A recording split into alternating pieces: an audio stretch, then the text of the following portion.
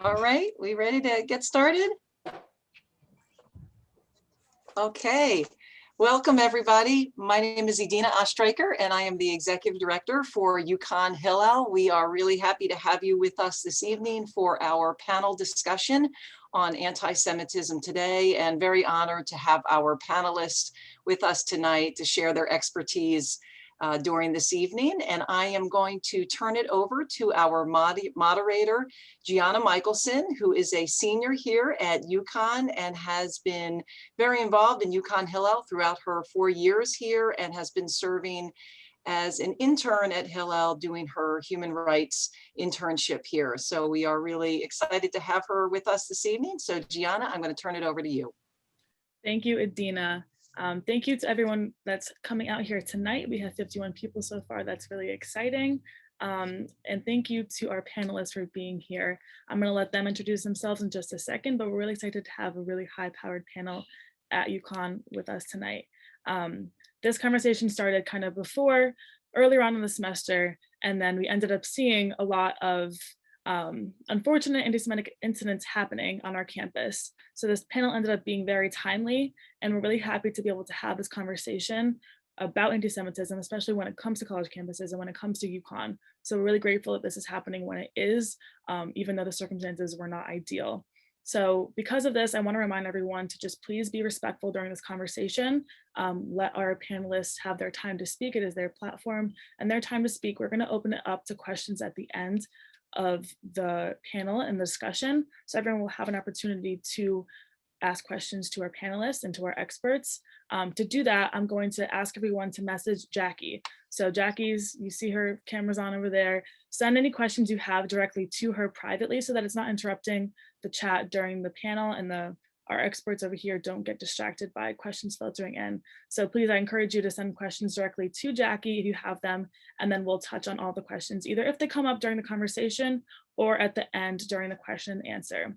And also, just to improve everyone's experience, make this look really professional, I want to ask everyone turns their camera off. And then if you click on any screen that has their cameras off, in the top right corner, there's 3 dots. And then you can click to show, it'll say hide all non-video participants.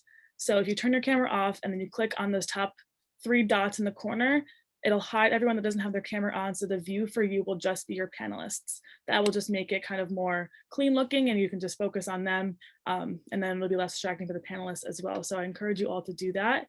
And please stay muted during the panel. Again, you'll have the opportunity to ask questions at the end. We want to make sure that they all get their time to speak.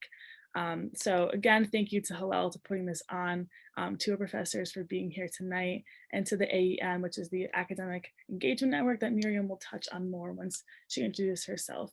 So if anyone has any questions, again, please direct them to Jackie and she will make sure that those questions get brought up. So now I want to turn it over to our panelists. If you guys would love to introduce yourselves and talk a little bit about your backgrounds, that would be amazing. So whoever wants to go first, please take it away. Go ahead, Miriam. Sure, I will go first. You're the guest. Well, let me just start by thanking Edina and Jackie at UConn Hillel, and of course you, Gianna, for all your efforts and work to organize the event and for inviting me to speak. And it's really a pleasure to speak alongside my colleagues Susan and Avinoam. So by way of just a brief introduction, I'm an associate professor at Syracuse University in the Maxwell School of Citizenship and Public Affairs, and I am currently on leave as executive director of the Academic Engagement Network. This is a nonprofit that is headquartered in Washington, DC, and we were founded about 6 years ago. And currently we have some 800 faculty members around the country on roughly 260 campuses. And our faculty members are committed to addressing anti-Semitism on their campuses, to advancing a rigorous study of Israel and the Middle East, and to defending free expression on campus and academic freedom. And like many other civil rights organizations, we're appalled by rising anti-Semitic incidents, both in our country and on college campuses.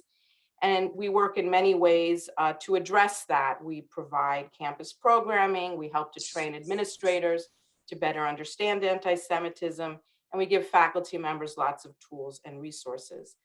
My own research focuses on conflict studies and conflict resolution. I've written on the dilemmas of Israeli-Palestinian peacemaking and on religious political parties in Israel.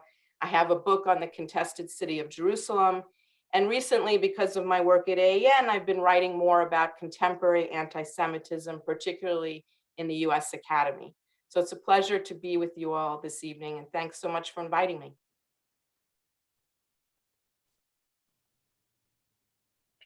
Avi, go ahead. All right, I'll go. So my name is Avinoam Patt, and I'm the director of the Center for Judaic Studies and Contemporary Jewish Life here at UConn, and I also hold the Doris and Simon Konover Chair of Judaic Studies. I am a professor of modern Jewish history, which means that I teach the modern period basically from the 1700s to the present. So when it comes to the history of anti-Semitism, there are, of course, numerous examples that I cover in my own teaching and in my own work. And most of my research and writing focuses on the history of the Holocaust and on Jewish responses to the Holocaust and Jewish life in the aftermath of the Holocaust, and then subsequently the creation of the State of Israel.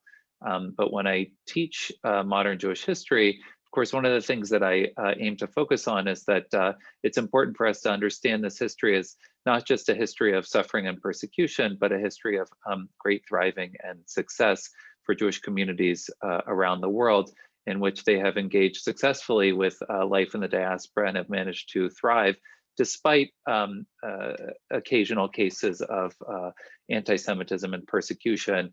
Of course, in my own work, I focus to a great extent on the history of the Holocaust. And so I am very interested in trying to understand both how we can best confront the worst examples of anti-Semitism that we see in our history, but also trying to understand the best ways in which to respond to it and how Jews can successfully join with other groups to confront anti-Semitism, which is usually often at the tip of the iceberg of other forms of racism, hatred, and forms of discrimination. And so it's important to confront anti-Semitism when we see it early. And so I applaud our student leaders here at UConn, like Gianna, and our student leaders here at UConn Hillel for organizing these opportunities for us to talk about anti-Semitism, to have an opportunity to define what anti-Semitism is and why it's important for us to confront it. One other point that I'll make, and then I'll turn it over to Susan, is that I also think it's important for us in the American context.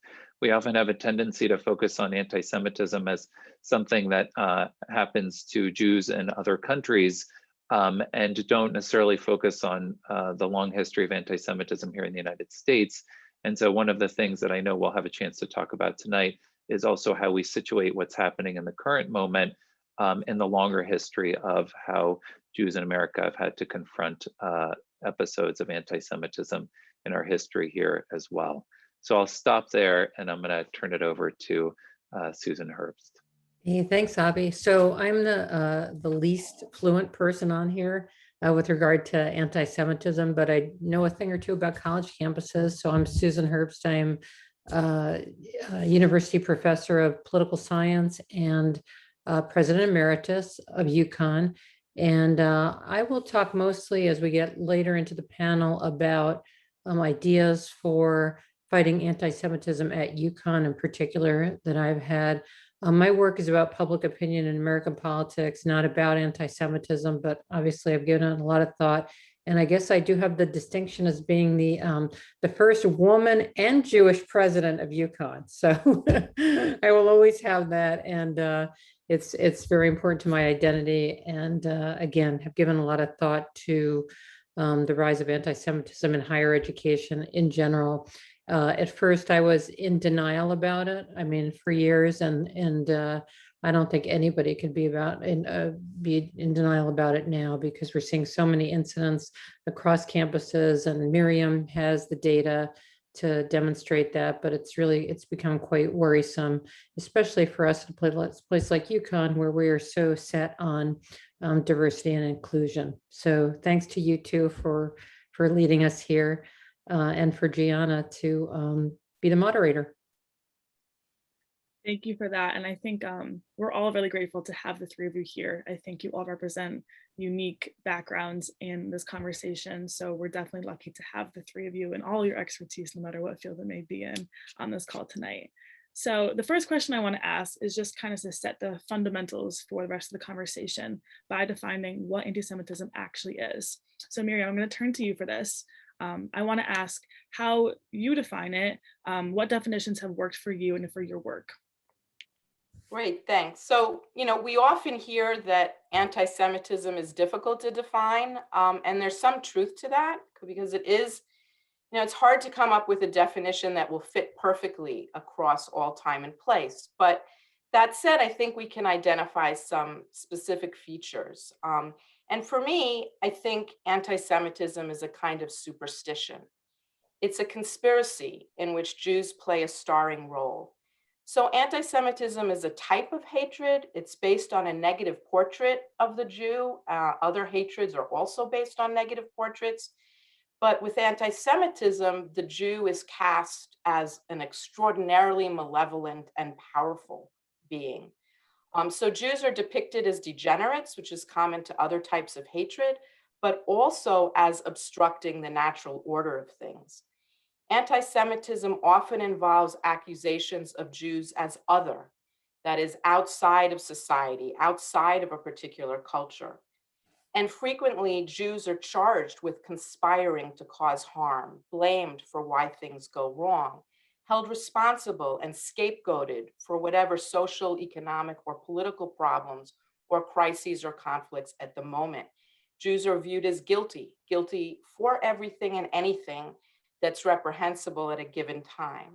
So let me just say one word about anti-Semitism across the ideological and political arenas today. On the right, we can think of the narrative that Jews are conspiring against us and people like us to take what is ours, to control our lives, to replace us. And today in America, we see that kind of replacement theory with a new twist, that Jews are responsible for bringing immigrants into the country in order to displace white Christian Americans. It's exactly that conspiracy thinking that inspired the 2017 Unite the Right rally in Charlottesville, the murderous attack a year later at the Pittsburgh Tree of Life Synagogue, and the melange of far-right and white nationalists that were present during the Capitol rampage back in January. Then on the left, it looks a little different. On the left, anti-Semitism manifests when self-identified anti-racists, often from minority communities themselves, start pushing what I would call an extreme, an obsessive, hate-filled, disproportionate form of hostility toward Israel, and increasingly on campus, an animosity toward Zionist and Jewish identity. And I think it's that brand of anti-Semitism that's really being normalized today on many college campuses. And I'll stop there, turn it over to others. Thank you for that answer. Does anyone else want to add on to that? Sure, I'll go next, and I'll just say that as Miriam started with, it's on the one hand, it should seem like it would be simple to define what anti-Semitism is, and we see various definitions of anti-Semitism, some which sort of identify it as discrimination, prejudice, hostility, or violence against Jews or Jewish institutions. That's from one definition which recently came out, the Jerusalem Declaration of Anti-Semitism. And then we see other definitions of anti-Semitism, which is defined by the International Holocaust Remembrance Alliance. Anti-Semitism is a certain perception of Jews which may be expressed as hatred towards Jews. Rhetorical and physical manifestations of anti-Semitism are directed towards Jewish or non-Jewish individuals and or their property, towards Jewish community institutions and religious facilities. Okay, so we have definitions of anti-Semitism. One of the challenges, as Miriam was alluding to, and which becomes a challenge in the way in which we teach it, is that on the one hand, anti-Semitism is defined as one of the oldest hatreds, an ancient hatred, one that dates back millennia. And certainly we can see anti-Semitism existing as long as basically Jews have existed in one sense, right? And yet even that statement is complicated, because how do we separate out that which is an anti-religious or religious competition that might be a form of anti-Judaism, which we can trace back to the ancient period, to more modern forms of anti-Semitism that might be separated from religious definitions and could be completely political, or could be racialized, or could be nationalistic forms of anti-Semitism that have nothing to do with the religion. And so part of the complexity is that anti-Semitism as a form of hatred and an ideology is one that evolves over time, and the one that can be constantly and continuously changing. It's very flexible. It's very malleable. It can be adapted to any sort of different ideology. So as Miriam was explaining, it could be anti-Semitism that appears on the right, that can be wedded to, let's say, a white nationalist form of ideology, and it could be anti-Semitism on the left that can also function with completely antithetical types of ideologies. It's incredibly flexible. It can exist in places where there are no Jews, and this ties into Miriam's idea of that it's a conspiracy theory. So if there's a conspiracy theory that believes that Jews are responsible for all the ailments that afflict any given society, it can function in a place where Jews do not live, right? So it's one of the complexities of defining it is that it's constantly evolving and it's constantly changing in different places and used by different groups of people. In my own work, I try to understand sort of anti-Semitism in the Nazi period. And again, we can see that Nazi anti-Semitism both identifies Jews as inventors of communism and Jews as inventors of capitalism, right? It doesn't necessarily have to be rational. In fact, in many cases, it can be based in a complete irrational fear of the other, of those which ail your society. So Jews become a convenient scapegoat on which to project all sorts of different forms of hatred. That's where we can sometimes get bogged down in trying to come up with definitions and encapsulate all the different varieties of anti-Semitism that we might see. Gianna, I just had two quick points going off of what Avi and Miriam said. One is, Avi, if I remember, I have read some about public opinion in Nazi Germany. There was the most vehement anti-Semitism in Nazi Germany where there were the fewest Jews, which is really important lesson for us about how vital it is to have diversity on a college campus. I mean, it's easier, obviously, to demonize a population when they're not living right next door to you, or they don't have a shop next door to you. So that's important for us. And also, I think this is something Miriam had alluded to, is there is this from the left particularly, the kind of anti-Semitism we're seeing is it's conflated with the policies of, just to be very blunt, the Netanyahu government and the policies of contemporary Israel. And as the students on here know from Hillel and from other places, there is, wide diversity of opinion in Israel and in the United States about the, contemporary Israeli policy toward the Palestinians and so much else. And somehow anti-Semitism has got, conflated in that. And a lot of people believe that Jews in America are kind of Israel, no matter what it does, is right, no matter who's at the head of the government and what their policies are, those are right. And those are things American Jews believe. And that's obviously not the case, but that's something that we've got to explain to people, because I know I personally am not responsible for the Netanyahu government policies, it's something that, minority populations in the United States struggle with all the time, regardless of what they actually believe, they're going to have that foist upon them. So I think that's vital. Yeah, thank you for adding that. And I think we say that a lot when we're talking about like the anti-Asian hate that we're experiencing now because of Yeah, COVID. absolutely. Yeah, so I think that's a similar theme. And like I've seen a statistic that shows that violence against Jews rise whenever Israel is at war or makes some controversial decision. So I think that's a really important point to bring up. Before we completely move on, I would love if one of you could answer the question about these two definitions that are now becoming controversial and are surfacing. One is the IRA definition, one is the JDA definition, which Professor Patt, you brought up before. This is a conversation that's happening a lot in Jewish circles. For example, on places like Clubhouse, there's always rooms open about this. And a lot of people have very strong opinions about this. So could you explain where the difference lies between these two definitions and why people are getting so worked up about the difference between the two of them? Miriam, maybe I'll start, and then since I Sure. brought it up, and then Sure. and then you can jump in. Yeah. So I'll just say right off the bat. So there are these two sort of definitions of anti-Semitism. The IRA definition, which was I think came out in 2005, 2006, and is clearly, it was adopted in 2016, and it's defined as a working definition, right? So I think that's important, a working definition of anti-Semitism, and it has been adopted by many different countries and many different organizations. And I read this definition in my initial remarks. This recent sort of declaration, which came out, this Jerusalem declaration on anti-Semitism, has garnered a good deal of publicity in recent weeks.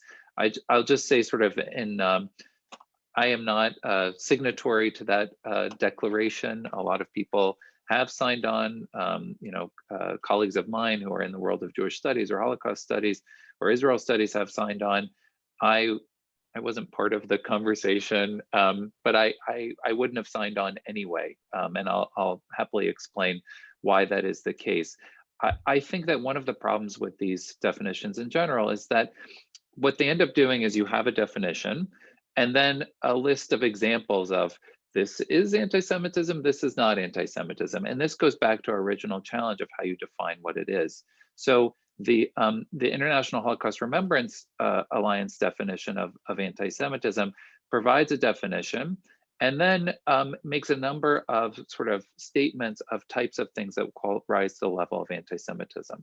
And as Susan was alluding to, it often focuses on this question of when does criticism of Israel cross the line from legitimate criticism of Israel to anti-Semitism? When does anti-Zionism become anti-Semitism? When does a critique, which we would have of a critique of any government in the world, of their policies, become anti-Semitic?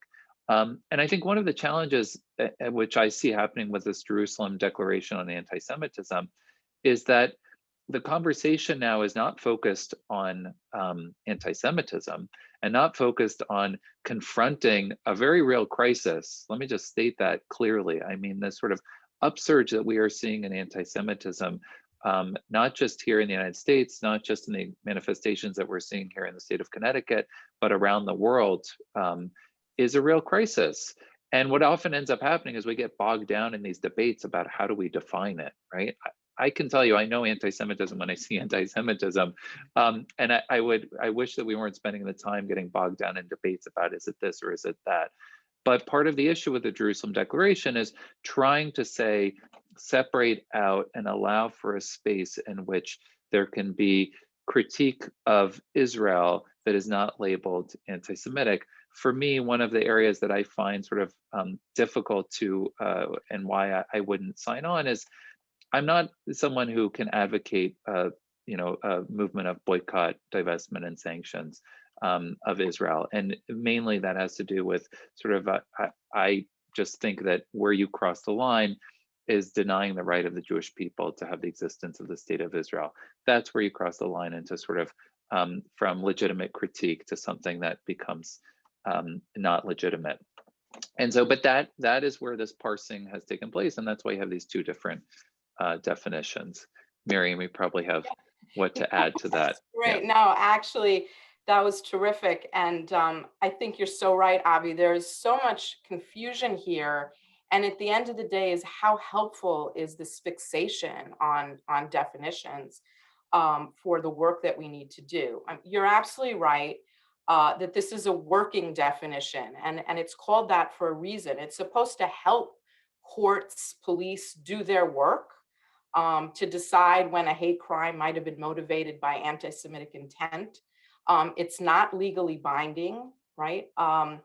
And one thing I would say is that it's been around actually for a very long time. The initial formulation of what we call the IRA definition actually emerges in 2003. So you got it right the first time, 2003, 2004.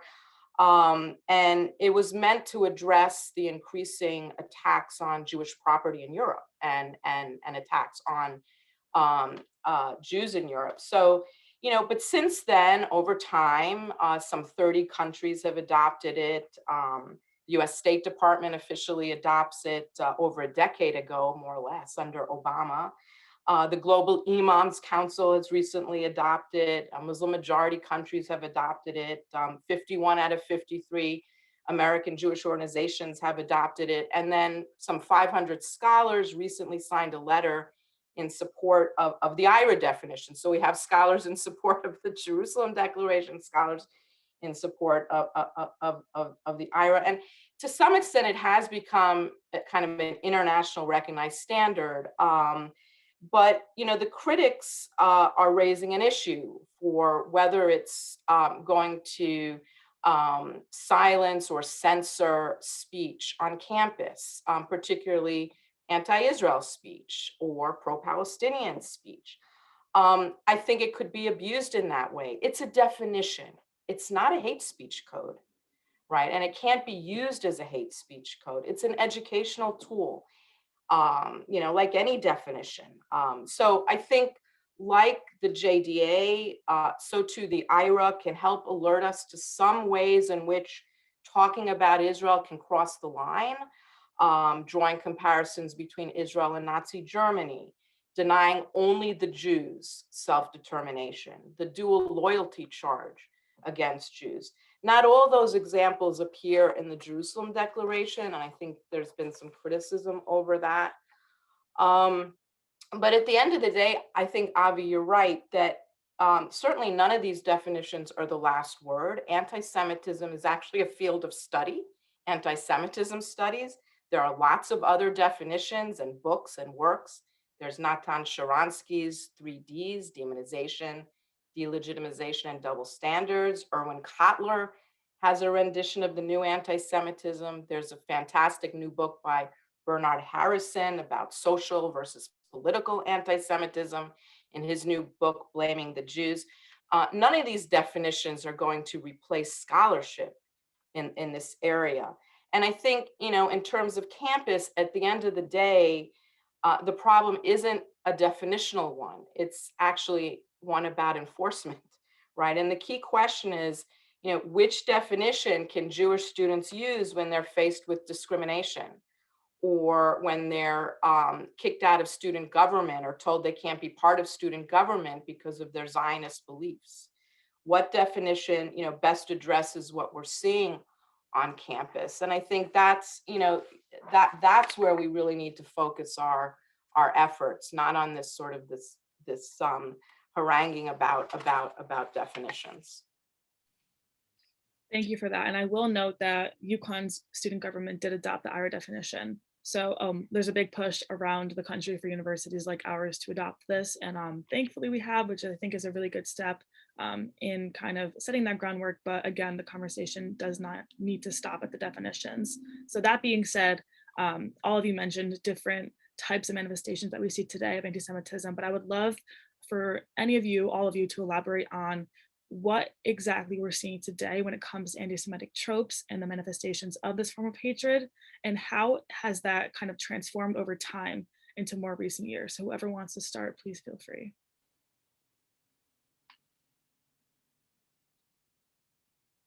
So maybe Avi, so you study the history of anti-Semitism, so maybe you're the best. Sure.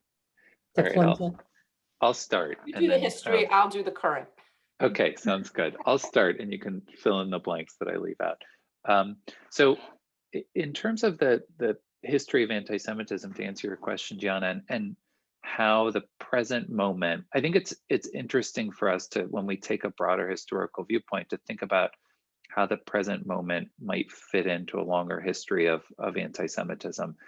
And one of the things that I think is interesting from a historical standpoint, and I'll just talk about how this represents in like the modern period, which is my area of expertise, but we could go back, to antiquity, or we could go back to the Middle Ages and look at sort of really conspiracy theories about Jews, right? That are more religiously founded in the idea of the charge of deicide, or the idea that Jews would in the Middle Ages, Jews used the blood of Christian children to perform religious rituals, which were, this was where the blood libel came from, or that Jews were, as my colleague Susan Einbinder studies the Middle Ages, that Jews were responsible for well poisonings in the Middle Ages. I mean, this goes way back. But what I think is interesting about the modern period, and how we can connect this to the modern period, is that we see anti-Semitism emerge at various periods of time in the modern period, and it's used for political purposes and different political purposes. And it usually emerges in times of political unrest, of economic unrest, periods of great change, and where there's a great deal of unease and anxiety. And so I'm not just thinking about sort of the context of the pandemic, but also thinking more broadly about that we are living through a period of great economic and political change. It usually accompanies periods of great migration, which are also taking place, periods where you see a lot of questioning and contestation about national identity. So a lot of debates about what are the boundaries of how we define, and I can go back to the 19th century and see like debates about how you define what it means to be German. In fact, the term anti-Semitism as a term was coined by a German anti-Semite, a proud German anti-Semite by the name of Wilhelm Marr, who in the year 1879 argued that German national identity, Germany had just come into existence as a modern nation state in 1871. Jews should not be considered citizens of Germany, and Jews were a danger to the idea of what it meant to be German, and Jews were overrunning Germany with this malign Jewish influence. And so he said, I have to defend, I am an anti-Semite, I have to defend Germany against the Semites, right? And you can see this in the American context too, where you have periods of migration, periods of economic change, in which there is a fear of the other, fear of outsiders, polluting the idea of what it means to be quote unquote American. In the 1920s, for example, and I know Susan's work looks at this also, you can see rising anti-Semitism in the American context, sort of an America first mentality that is fearful of outsiders. This is also a period of economic and political transformation. And in the present moment, we can see this again, right? Conspiracy theories that, as Miriam was alluding to, that Jews are responsible for bringing large numbers of immigrants into this country, replacing, white Americans with other groups. And part of this has to do with the fact that Jews don't neatly fit into any of these categories. Jews are easily definable as other, as outsider, and are responsible for these, in the eyes of anti-Semites, for these broader conspiracies and bringing in other groups into the American context. And so I think part of what we're seeing in the American context, both, and specifically in the manifestations we've seen on the right, is that there is, I think, this deeper anxiety about what it means to be American, about the politics, about the economic changes that are taking place, and people are looking for explanations, and Jews once again emerge as a convenient scapegoat. Now I'll stop there and you can fill in some of the blanks of what I didn't mention.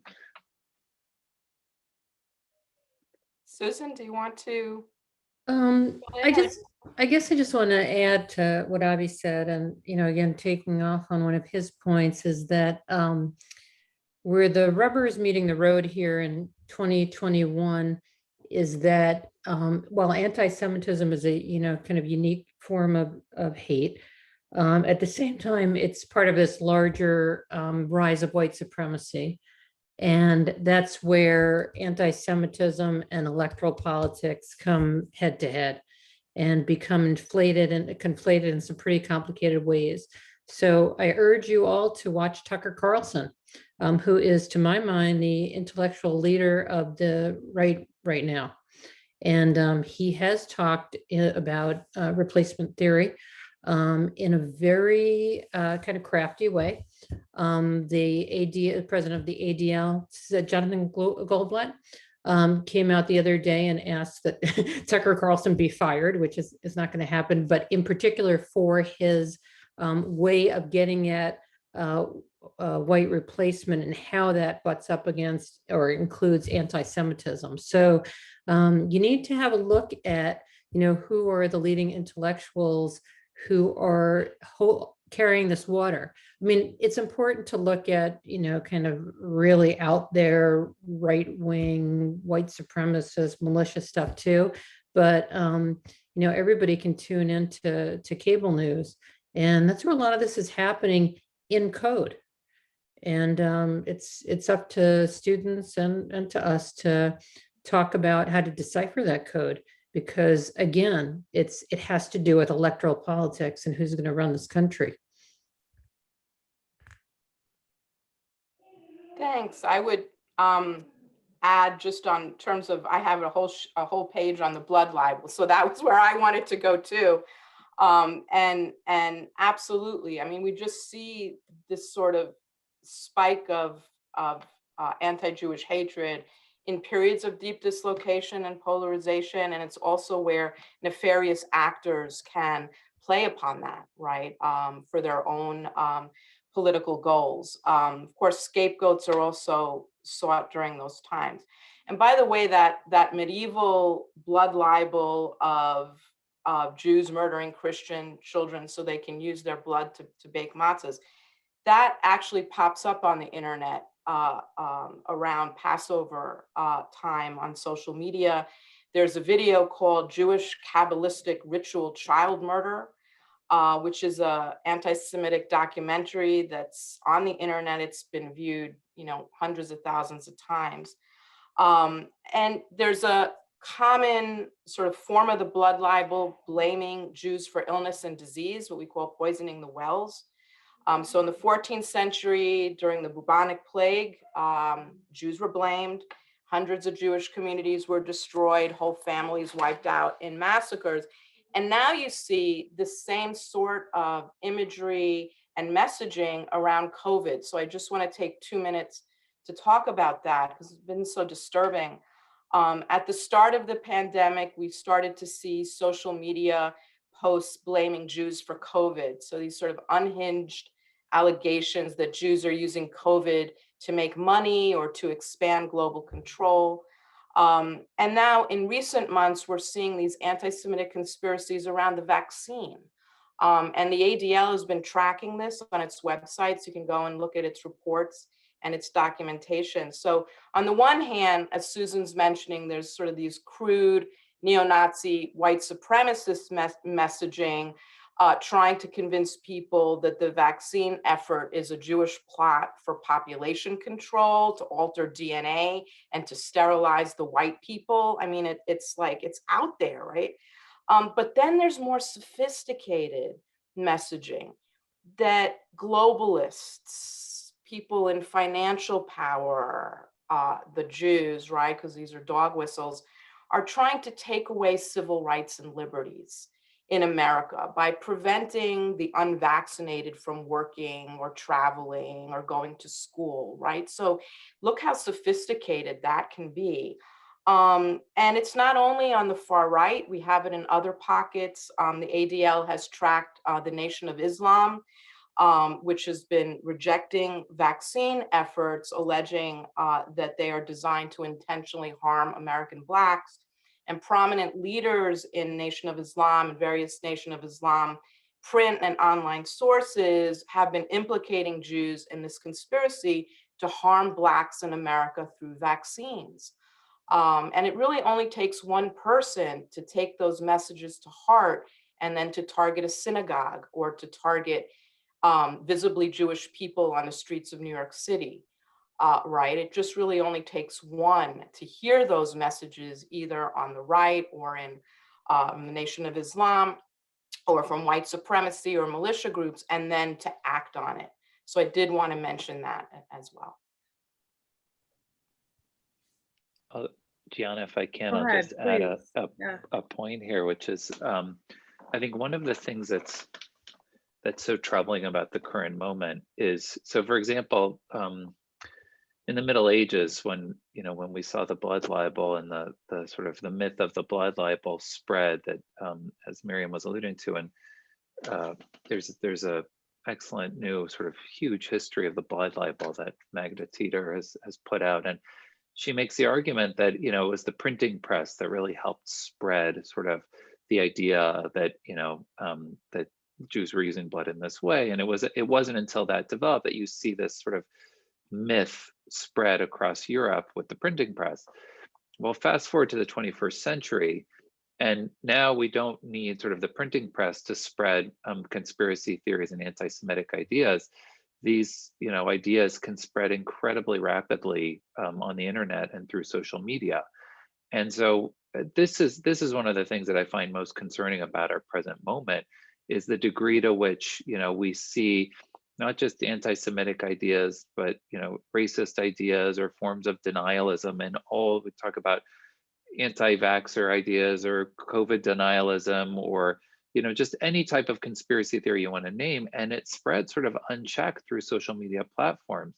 And this is, I think, incredibly dangerous. So when we talk about the present moment, it's not, in the 20th century, when we had Holocaust deniers who were maybe spreading sort of Holocaust denier literature through underground platforms and printed handouts and things like that. I mean, this spreads instantaneously in the present moment.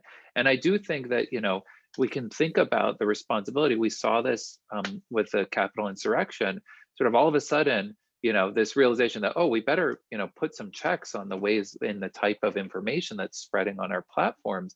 And unfortunately, this has happened way too late, right? This idea that it gets confused, hate speech is not free speech, but there's a reluctance to sort of check this. And some people might remember, Sacha Baron Cohen's speech to the ADL talking about the responsibility that Facebook and other social media platforms had to stop the spread of this type of hate speech, because people tend to believe what they read online, and that's one of the challenges in terms of what we confront, even here as we're sort of talking from an institution of higher education and thinking about how we have a responsibility to educate the next generation and educate the public. But we're up against sort of these mammoth forces in terms of big tech companies that need to do more to stop the spread of these forms of hatred. I'm glad you added that in. I think that brought your first point full circle, which I think speaks to a question that everyone kind of has right now, especially people that are just learning about this for the first time, of why is it getting so much worse right now? Like, what is up with this current rise? And I think if your first point, you spoke to the nature of change and how that often brings about periods of anti-Semitism, and also the idea of social media. And I think, speaking as someone who is a millennial or Gen Z, whatever I might be, I see it everywhere, all over social media, especially TikTok, the new platform that I'm sure a lot of people on the call also might be able to relate to. So if anyone wants to add more about that, but I also want to narrow the conversation into campuses. That's why we're here. That's what we've been seeing at UConn.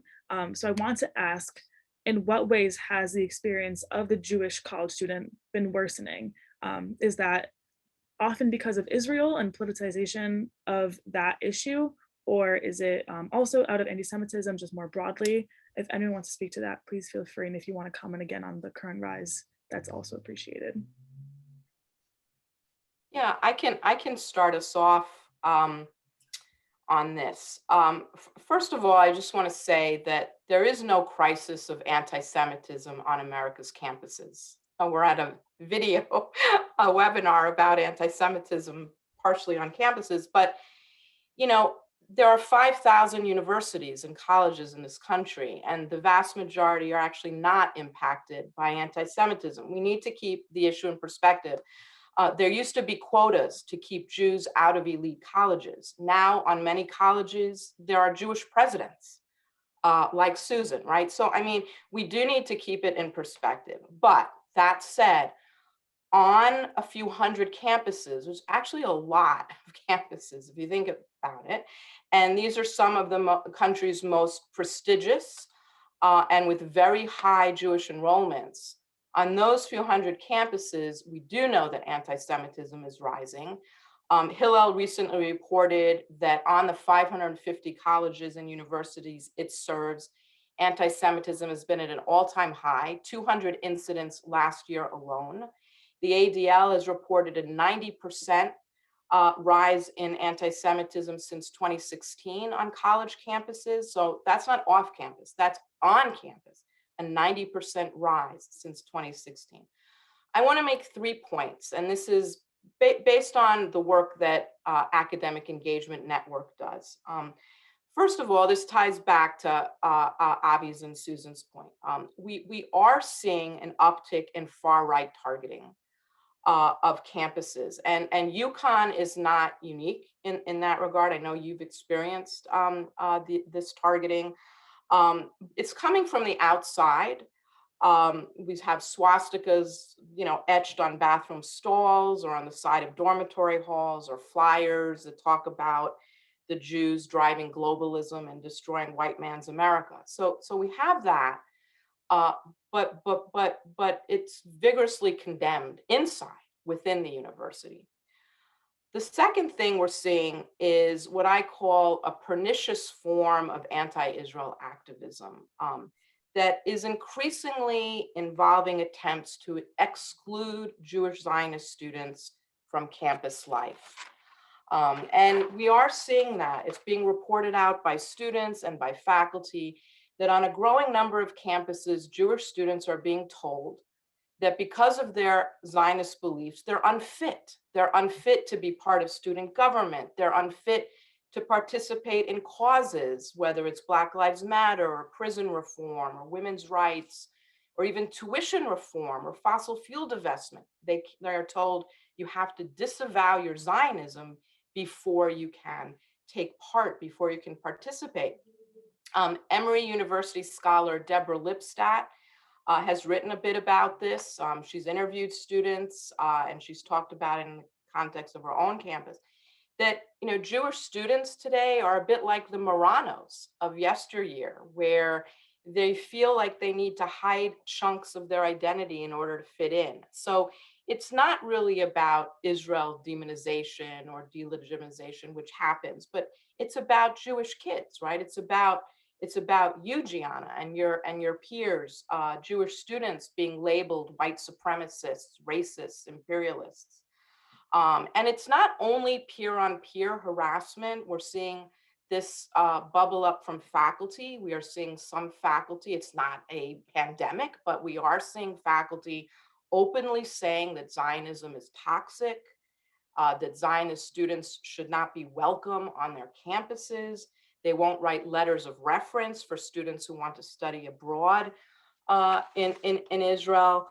And I think we're also seeing, the third point I'll make, we're seeing some sort of outright propaganda and falsehoods being presented as serious scholarship on campus. And university is a place where students should learn how to distinguish propaganda from solid evidence-based research, but that's not always what's happened. And I would just encourage everybody on the call to read Israel Denial by University of Illinois Emeritus Professor Carrie Nelson, who really took on some of the scholarship on Israel and shows how it's propaganda that is in the classroom now and kind of replacing a multiplicity of perspectives. And that problem can't be solved by silencing or censorship or firing anybody.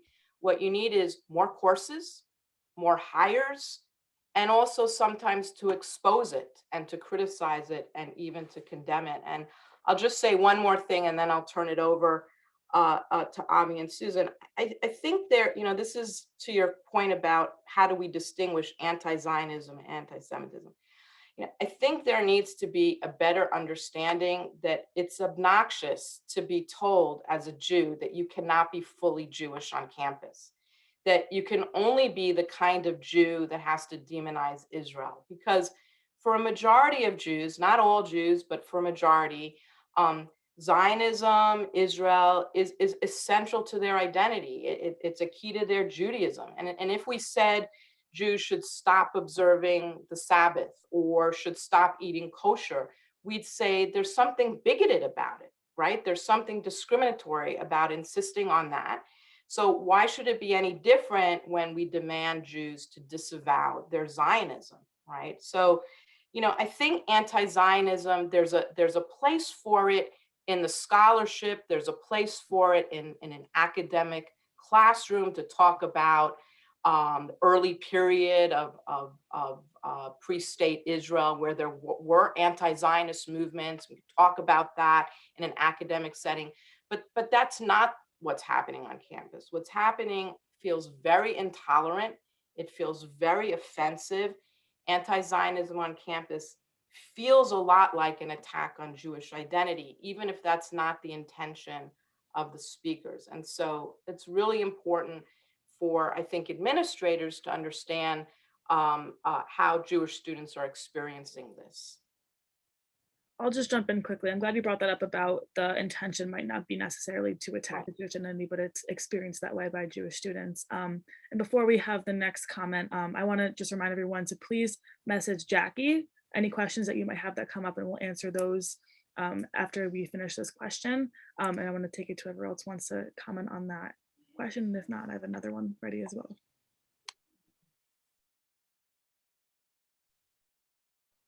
Susan, do you want to add anything?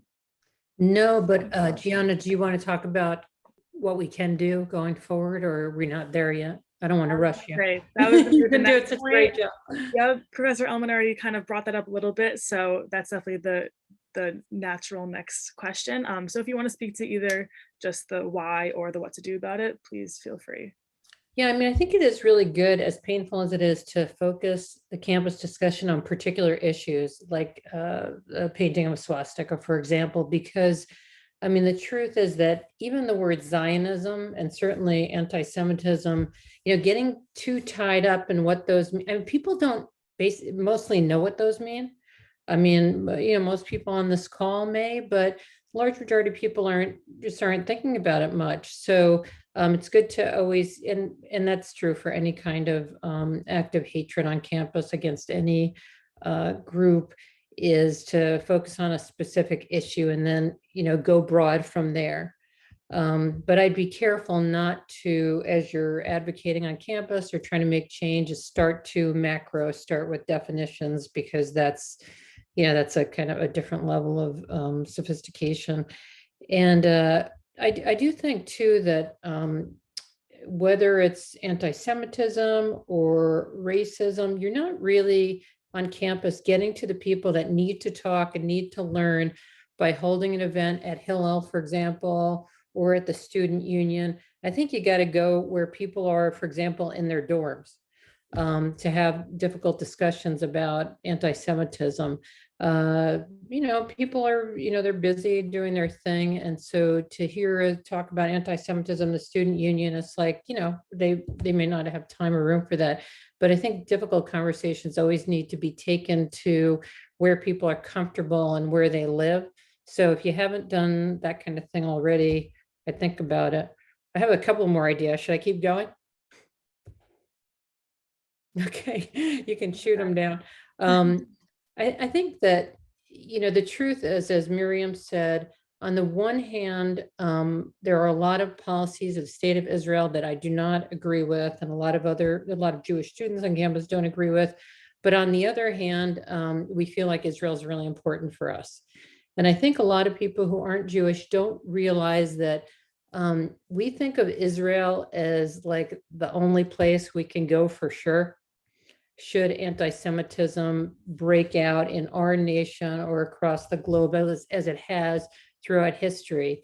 That little tiny space is our space, like that's our safe space, and we're not sure there's anywhere else should anti-Semitism take on global proportions as it has in the past.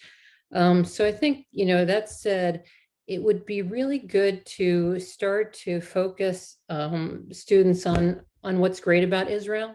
For example, I don't think that American college students know how important environmentalism and sustainability has been in Israel. And their environmental sustainability movement goes back long before ours, which really took off in the 70s. I mean, right after Israeli independence, which is 1948, the environmental movement gets started. The land has always been central to Israeli identity, certainly water, trees, but also other issues of pollution, for example, in the Mediterranean and so forth. So, I mean, why not try to link our tremendous interest, say eco-huskies and all the kind of interests we have in sustainability at UConn with what Israeli students are doing in that very, very active green movement. So, I have a whole list of things like that that we don't do to try to show how much similarity there is between the interests of Israeli students and our own. So why not find some shared areas of interest to open up all that is great about Israel to people who are mostly hearing about Palestinian conflict, which is vitally important, but it's not the whole story. Thank you, Susan. If I can circle back just for a second before talking about sort of what we can do, I think I want to also circle back to something that Miriam raised, which I think is incredibly important in terms of thinking about this from the perspective of individual identity. And I think sometimes when we're talking about it on the macro level and trying to define and figuring out categories of what fits and what doesn't fit, I think it's so important for us to just remember from, if we're thinking about the perspective of our students and what it's like to experience on a personal level, racism, anti-Semitism, homophobia, all forms of discrimination, right? That the way that can cut to the very heart of who you are as an individual. And I'm thinking about how earlier this year, Hillel hosted another program where we were talking to students who talked about what it's like to live in a dorm, in which, especially this year, you feel very isolated. You're very much cut off. We're going through social distancing. We're not having the normal social experience. And then you see swastikas sort of drawn on your door and targeting of Jews for being Jews, or these symbols of hatred. And you think about what that means to you on an individual level. And so I think in terms of one of the complexities is that Jews are an incredibly diverse people. There's many different ways of defining who and what a Jew is, right? It's not just sort of the Ashkenazi Jew of European descent who can trace, in my case, his lineage back to Poland and sort of trace that back, right? You have to talk about Jewishness as being a category of Jews who come from the Middle East, and Jews who come from Yemen, and Jews who come from North Africa, and Jews who are Black, and Jews who are from Asia. I mean, it's sort of an incredibly diverse category, so that we have to also think broadly about this issue of identity and how we define ourselves. And we often talk about intersectionality. I mean, I think that's one of the important ways for us to think about, from individual identity and from the perspective of students, to think about all those things, not only that distinguish us and that make us distinct in terms of our own identities, but that also bring us together. And when we humanize the experience of what it feels like, not only to feel targeted for who you are and how you identify and define yourself, but to also join together with other groups of students who can identify with that experience of feeling targeted for who they are, who can feel vulnerable for how they define themselves. I think that is one of the most important ways that we can think about how to confront this and join together with other groups of students who know what it feels like, or who can empathize with the idea of what it might feel like to be dehumanized or belittled or targeted. I think that's one of the first most important things that we can do to bring groups of students together, to create that community that appreciates our diversity and appreciates and celebrates all of us joining together at our wonderful institution. I'll just say one other point that I think is important, which is that we often talk about drawing a swastika on a wall, and I think as like those are specific incidents that have happened. And Miriam made an important point before, right, which is that I think in terms of how we define what is a crisis, there are two very different ways of talking about this. And that very often, there'll be a sense of parents before they send their children off to school that, will my child be safe there, right? And I think one of the things that Miriam was pointing out, which is incredibly important, is that yes, they will be safe. But at the same time, we also have to prepare them for what it feels like to feel targeted in that way and to feel attacked in that way by seeing this vile symbol of hatred painted on a wall, right? And part of that has to do with the degree to which this has become trivialized, with people knowing how easy it is to just write something on a wall and make someone feel horrible, feel attacked for who they are. And somebody wrote in the chat, I mean, this is something that has happened over recent years, that it's become increasingly commonplace. It's become easy to trivialize these symbols, and people do feel like they've been given license to express themselves in this way. But it can take just a second, and then it can take weeks, months, years to repair the damage that is caused. So I think for our students, one of the things that I've been so incredibly impressed with is that willingness to call it out right away and to say, we will not stand for this. And we have to be a campus that speaks out and says that we will join together with others in calling out hatred whenever we see it. And that's, I think, one of the most important things that we can do. As long as we have Miriam here, and she's such an expert in what's going on across the country. Miriam, can you give us the top few really creative, practical things that are being done on campuses that maybe we haven't thought of at UConn that just blew your mind? Like, wow, that's a really great idea. I actually want to get your list, Susan. I've been taking notes. Your list is probably better. You go first. I mean, I think you're both. So first, just 2 points, and then I'll share a couple of strategies. Both of you are talking about modeling and encouraging civil, respectful debate and dialogue, even heated debate, right, around contentious issues, not just this issue, but other contentious issues, without denigration. Right, without denigrating others. And we've sort of lost the ability to be civil. I think, Avi, you mentioned the internet. I think it's really degraded discourse, how we speak to each other. And so that's incredibly important. I think it's really important to realize too, Avi, this is another point you've made, is while we meet bad speech, whether it's anti-Semitic forms of anti-Israel expression, or whether it's far-right anti-Semitism, we meet bad speech with counter speech, with better speech, right? But I think it's really important to realize that students on campuses are young people that are going through a journey. They can get things wrong. They can make mistakes. These can be teachable moments to help students understand. Just to give an example, if you deface Hillel with a Free Palestine graffiti, if you deface a synagogue with fuck Zionism, that's anti-Semitism, right? But you can champion the Palestinian cause. That's an important cause and important for campus life without doing that, right? And so these can be really teachable moments for students. So here's a couple of things to sort of address and combat anti-Semitism, what others are doing. Of course, there's legal avenues, okay? I mean, President, you don't want to hear legal avenues, but there are legal avenues. Jewish students can file complaints with Department of Education's Office of Civil Rights, as they did at NYU and as they did at University of Illinois. They can also file lawsuits, as a group of students did at San Francisco State University. But at the end of the day, the best way to combat anti-Semitism on campus is to do what the campus does best, which is educate and teach. So both of you, Susan and Avi, you alluded to speaking out. That's the job of university leadership, right? So university leaders need to speak out against anti-Semitism just as they would against other forms of racism, against bigotries.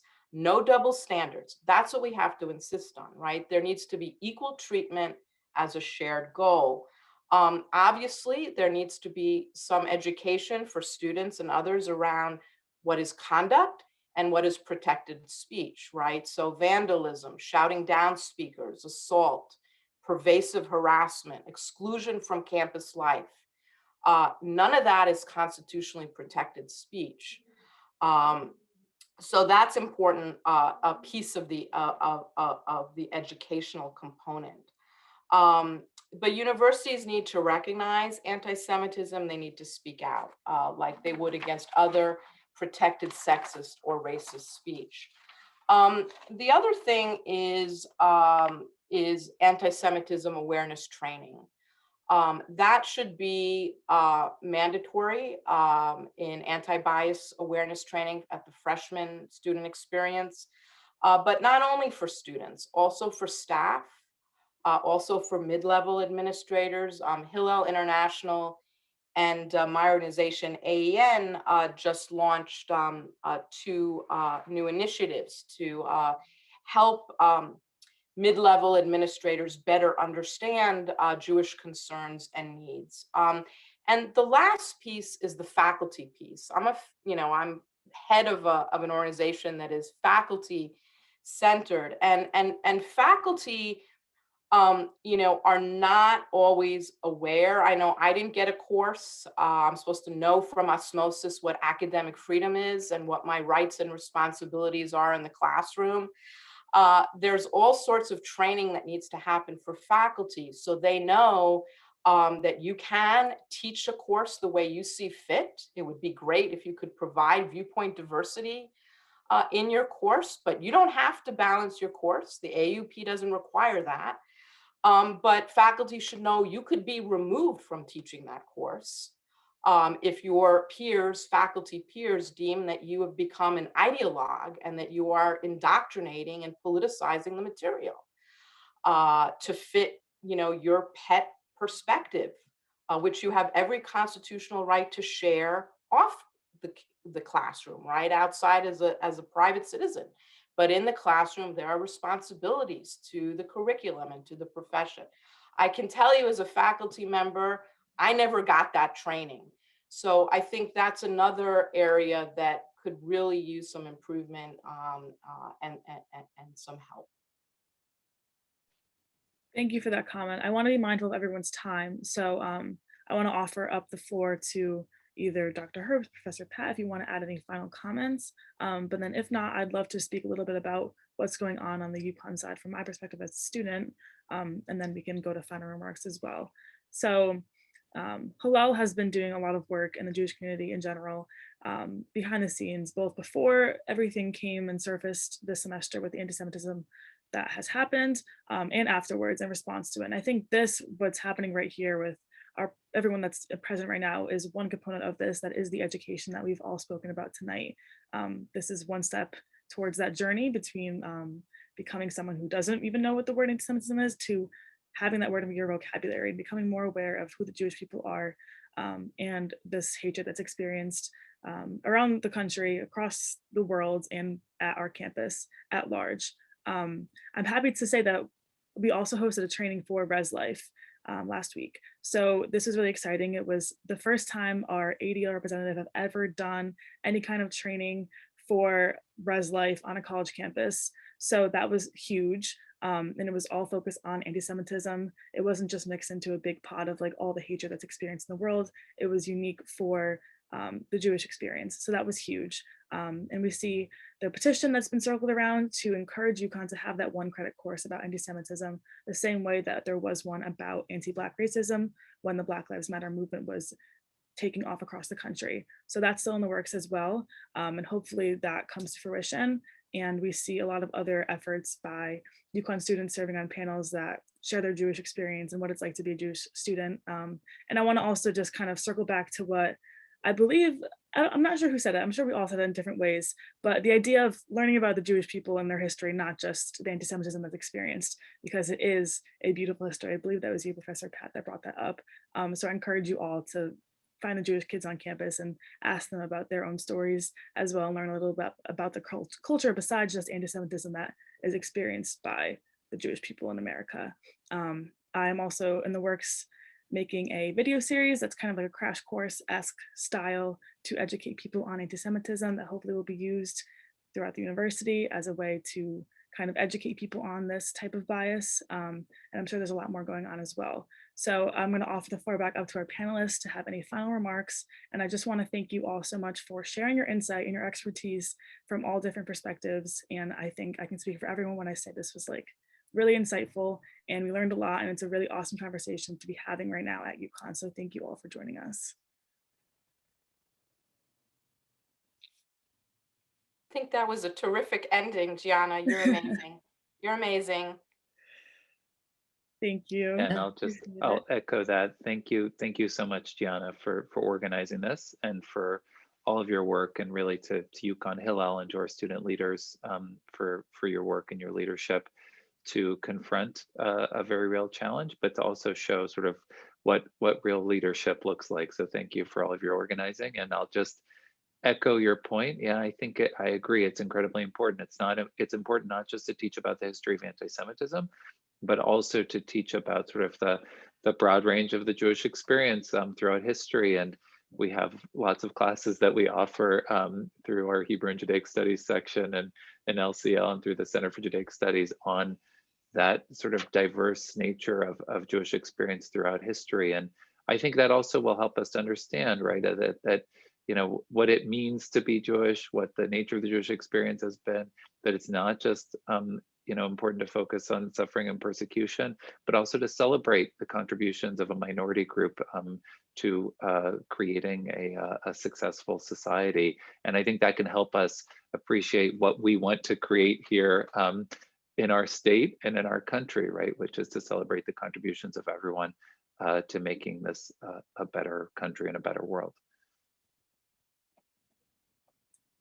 That was a great self-promo too for the Hebrew and Judaic Studies department as well. So everyone, please take some of those classes. And I think this is also a really awesome kind of perspective, and to see like the Jewish community from my end, from the students, has been so active in taking a stand against what's been going on and coming together. And now we see the faculty coming together as well at UConn. So it really does give, I think, all of us a lot of hope to see what has kind of come as a result of this, the silver lining of what's been going on. So thank you to everyone that came out here tonight. If no one else has any comments to make, I want to just thank you again for all of you taking the time to be here at the end of the semester. We really appreciate it. So if anyone has any questions, I'm sure any of our panelists will be available to answer them later on. And you can reach out to Jackie, whose email you all should have, because that's who the confirmation was sent from. If anyone has any follow-up questions, and I will also be accessible too. So feel free to reach out to any of us. I'm sure everyone will be happy to answer those questions. So thank you, everybody, and I hope you all have a good night and a good rest of your semester.